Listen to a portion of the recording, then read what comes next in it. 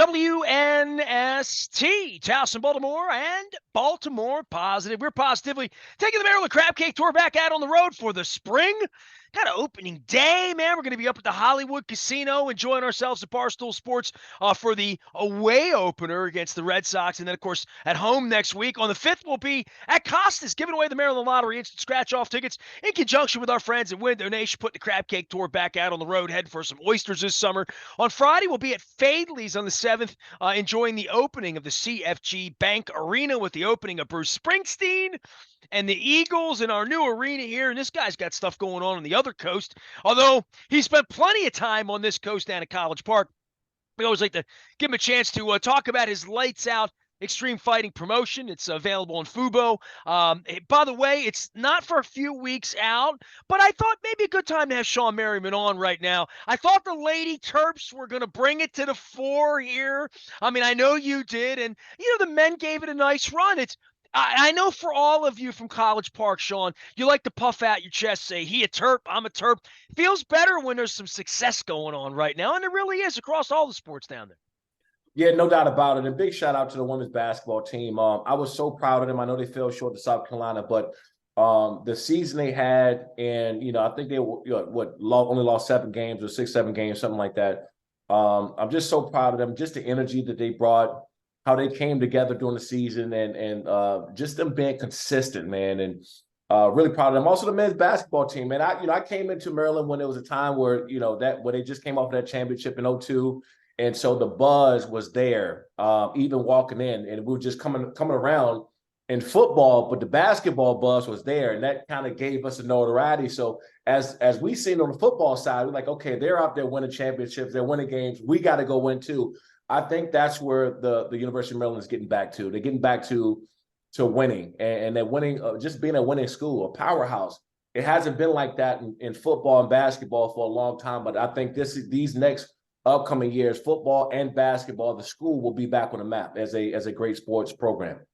Yeah, I give Bishotti a hard time around here about a lot of things and owning the team, but he said to many people 20 years ago, he bought the Ravens because he got rich and couldn't buy the Terps. And now the NIL, it has made it so that if Merriman hits it big with this fighting thing and becomes a billionaire, you can fund your university. I mean, it's changed everything here over 20 years. But I was going to ask you about this. I mean, you could talk NIL if you want, but Brenda Freeze and that program, the one thing I always remember is being a media guy, being down there. And this is back in the days of Cole. I saw Gary Williams give a speech last week at this Great Connects networking event here in Baltimore, that the athletes always support, even the cheerleaders, just everybody. It's a college, right? You were a football player, but you knew the lacrosse guys. You knew some of the ladies that played ball. You saw other athletes, soccer players, whatever. But there was a group of support. To have somebody like Brenda still be around, right? Like, I mean, all these years later, the women's program was maniacal when you were on campus, and the Virginia feud and all the things. I mean, there was definitely this it's not new to Maryland. This was going on when you were there for the women's basketball side. Yeah, no doubt about it. Brenda Freeze is one of my favorite people in the world. She truly is. And just go back to adding on to the point where you said it was crazy because the football team hung out with the basketball team, the track team, the field hockey team, the wrestling team. We all knew each other. And we also spent a lot of time on campus together. And it was great because I always say this, winning breeds winning. And there was always competition going on where we always wanted to be the best. I mean, even I had friends on a baseball team across the board that I even still talk to now to this day. And so it's just getting back to that level of a program when we were dominant. And we were dominant not just in football, we were dominant in basketball, we were dominant, we were winning games in baseball. Our track and field was top notch. Lacrosse obviously is always going to be up there where they're going to be mentioned with the best. And so we're getting back to that level of dominance that the University of Maryland, our Terps are accustomed to. Man, you're talking about it like, you're still there. And I guess you wouldn't have been a transfer portal guy, right? They didn't have to bring you the next bag of money to go over here. You would have had to sit out. Though this for your children, it's a different experience. I think as a fan, as a media member, I'm trying to understand it and figure out how it fits in. And it really is nice when you win. And just this Final Four, having San Diego State, having Florida, I mean, the nature of collegiate sports has changed dramatically. Yeah, no doubt about it. And just speaking of the NILs, I think the NILs are great. I think they're great for college sports in general. I think a lot of those guys deserve to make money off of their name. But me, I'm from Prince George's County. You couldn't buy me out of my backyard of my home. It's just not going to happen. Alabama, Florida State, Miami, you name it. They couldn't even load up enough trucks to get me out. That's my home. That's where I became a young man. That's where my family is. You couldn't buy me out of where I grew up. It just wasn't what happened. Then again, that's me. Even though I think it's great that you need the NIL program needs to happen, I just wish these guys, and I'm not talking about loyalty. Loyalty, it comes with a certain price and situation and all that stuff. Yeah, we're going to talk Lamar Jackson in a minute after we talk the fights. Oh, yeah, we can really talk loyalty then. So, the NIL program is great. I know that I've been working with the University of Maryland and Coach Mike Loxley and helping them get some stuff going there on the NIL program. But that's my home. You can't buy me out of my home, but it's never going to happen. And look at you out on the West Coast. You go out there, you run around with the bolts out there. Next thing you know, you're putting together this. Everybody knows Lights Out is your brand. And we can certainly talk about your coat drive down to College Park, which we've done before. It's not the season, but it's always a season to be doing something good. But, you've gone into business here. And I don't want to say competing with Dana White. I'm an entrepreneur 30 years, competing with FM radio, competing with, Ravens.com now that didn't exist 15 years ago. Tell me about the entrepreneur side of this and let people in on your passion for this to make it a business and give people a chance. And listen, it's controversial from anything that involves head injury. I'm always for. I wouldn't recommend that my child do this, but I do respect what all of you are doing. And Johnny Rollo used to run in here 20 years ago at NST talking about the future of what mixed martial arts was going to be. Yeah, no question about it. We have a huge event. Lights Out Extreme Fighting is my MMA company, my MMA league. We have a huge event coming up May 6th in Los Angeles and Burbank, California.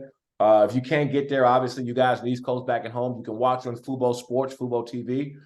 If you don't have it, get it. It's going to be a big one because a lot of these guys are the next up-and-coming stars of the sport. And there's no doubt about it, the growth of MMA over the last 15 years. Not only is it big in the country here, but it's globally. Our last fight that we had was shown in Canada, France, and some parts of Spain. We also broke into the top 10 most watched on Fubo Sports ever. Our last fight we had January 14th. So a big part of that is being able to come on here and have your listeners and people to tune into you every day to go out and watch. I'm still home. I'm still homegrown, so they come out and support. The members told me that people come out and support, so I really appreciate that. But yeah, it's no doubt about it. I found my niche in my home and being able to be in combat sports to promote these next up and coming fighters. And I'll say this: as big as MMA is, the combat sports is the biggest sport in this country, and will forever be the biggest sport. Is football. We love football here, and I've been fortunate to have a built-in platform where people know me as doing that. So it's not nothing in this game, in this business is easy, but it made it easier for me to make that transition to promote some of these up and coming fighters that are trying to find their way in the sport. I'm trying to figure this out, so educate me. And again, when it comes on the screen, it's just over the edge violent for me, right? So, but for the promotions themselves and how it feeds into Dana White or the top or being a champion or John Bones Jones, who's been in my studio and his brother played on the Ravens, the whole deal. But for what you're doing at the level you're doing it at and doing it mainly on the West Coast, right? Where are the fighters coming from? And for you, I think a lot of it begins with having a gym, right? And having sort of let's train and then let's put on a show and let's make money and let's turn this into a business. Yeah, no, absolutely. Fortunately also I was training during the off season while I was playing. So a lot of these guys know me from being in the gym as well. And the good part about me being in this position is I'll go and I'll jump into a guy's fight camp for a couple of days just to train and stay disciplined. I love the sport. And I know that. Did you box as a kid or wrestle as a kid? I did. I boxed. Yeah, I had a family members who were professional boxers. Growing up in the DMV area, we had a bunch of champions. All of my listen, I covered sports as a reporter in the late '80s, and Reggie Gross and Sugar Ray. Every kid in my neighborhood wanted to be Sugar Ray Leonard in 1981. Right. Who did? Right, local kid, right? Literally. Yeah, and that's what I did. I grew up boxing, and I found my niche and trained in MMA because it was going to help me in football. So I did that, And coincidentally, I ended up falling in love with the sport. And being on the talent side for so long, being in TV, I was at NFL Network and Fox Sports and ESPN. I understood how TV works, production, getting in and out of shows, viewership, how satellite trucks and feeds and all that. I mean, I learned that at an early age. So it was easy for me to transition into what I'm doing. And now it's about promoting and getting some of these guys that are up and coming, that they're trying to get on the map. They're trying to be the next John Jones, like you said, trying to be the next Conor McGregor, trying to be the next Ronda Rousey or Holly Holmes, right? So you grow these guys, you get them some eyeballs, you build them up, and then let the cards fall where they lay. I mean, we obviously know that there's bigger promotions and leagues out there, but I'm happy that everybody wants to come and fight in Lights Out Extreme Fighting before they make a decision going anywhere else. LightsOutXF.com. And of course, I'll add on Fubo. Tell me about Fubo a little bit and about the partnership and what you're doing there and what's going to happen on May 6th. If people want to tune in to be a part of this and maybe put it on the screen in their sports bar or whatever. We have an audience like that. And there really is a nice built-in audience in this DMV area. And I mentioned John Rollo and what he's done with Shogun. I'm assuming there's a lot of promotions like wrestling was when I was a kid. They're regional promotions, which is where McMahon started, which is where all of the boxing federations and all of that this is still very much in its infancy as a business, much like Coke and Pepsi were competing with 100 other colas 100 years ago. I watched that documentary recently. But you're West Coast. Are you LA, San Diego, Vegas? Where are you really? Where's the home base for you right now, Shawne? All those, really. I mean, our next fight is in LA. We're looking at Prim, which is a little bit outside of Las Vegas right after this. Then we'll be in San Diego sometime at the end of July, early August. But my ultimate goal is obviously to have a fight out there in Maryland. I've been in talk with the MGM out there in Maryland to put on a great show there. That would that's more of a passion and a feel good thing for me, right? I get a chance to come home to something I built into this this startup, but also a mega monster because we have a partnership like Fubo, right? I mean, you can watch us anywhere in most parts of the world, and for me that means a lot because I built it. It's been funded by me. It's been promoted by me. It's been, constructed production-wise and operations and TV deals and venues and casinos. You name it, I've done it. And so I'm very proud of that. I take a lot of pride into this. And then to bring it back in my hometown where I grew up at is going to be one of the ultimate goals that we do.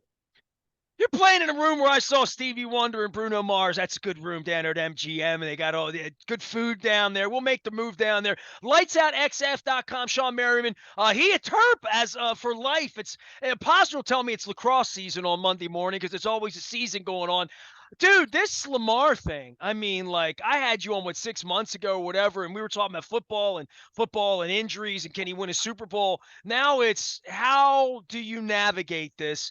From your perspective, what would your life have looked like without an agent if you were a quarterback in his position? Where are you on the agent side, and where are you on the union side and collusion side? Because you played this game, Shawne. You went out into the market and, probably thought you were worth more. We all think we're worth more than we're worth or what we're going to get. But this has turned really, really sort of rancid in a way that's not healthy for the organization, not healthy for the young man right now. It's the biggest story. It's the biggest story. 31 years I've been doing this. I don't know that I've had any electricity with a story in this market like this one. Yeah, it's unfortunate because we do have a common friend in Steve Bouchard, and I respect him tremendously.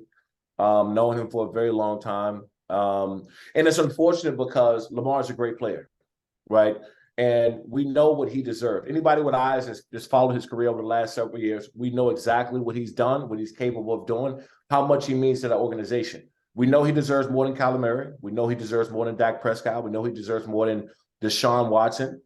And so that's not the issue here. It's how he's going about it is the problem. He doesn't have an agent. An agent brings a relationship type of situation to not only that organization with the Ravens, but all organizations. And if the Ravens aren't going to pay him, an agent can step in and say, you know what, let me facilitate another deal because I have the relationships with other organizations and GMs. That's the issue that's going on here. And there's no problem if they don't want to step up to the plate and pay him. That's a part of the business. But a good agent can work something out where he can make a move and he can make the best move for Lamar and also make a good deal for the organization to get something. Now, it's unfortunate he's come out and said that, hey, I requested a trade on March 2nd.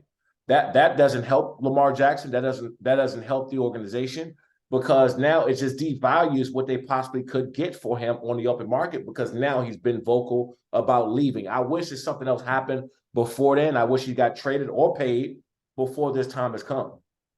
You were to give him advice, what would you give him? You tell him to get an agent? 100%. No doubt about it. There's no shot at his family. I'm sure that they're putting their best foot forward and doing whatever they can to get him in the best situation. But once you see a deal can't be made in your current situation, what you got to do is bring the best agent that you have confidence in that can go out and get the best deal for you possible. And if that's not with the Ravens, it can be with somebody else. And there's nothing wrong with that. Shawne Merriman is here. He is Lights Out XF and ready to put the fights on Fubo on May 6th. You can follow his journey out on the social media channels, and we'll get you back here. You got the co-drive date yet? You figured that one out yet? You got to get a schedule for that. We're going to shoot for the first week of November if we can. Working it out with the program now and see if we can get that date locked in. But I would like to start it a little bit earlier this year, and then get back there and start getting more people in the area, some bigger businesses, some other organizations involved, and make this the biggest one. I mean, I just had my 20th anniversary, which I still can't really wrap my head around. So we got to make this 21st the biggest one yet.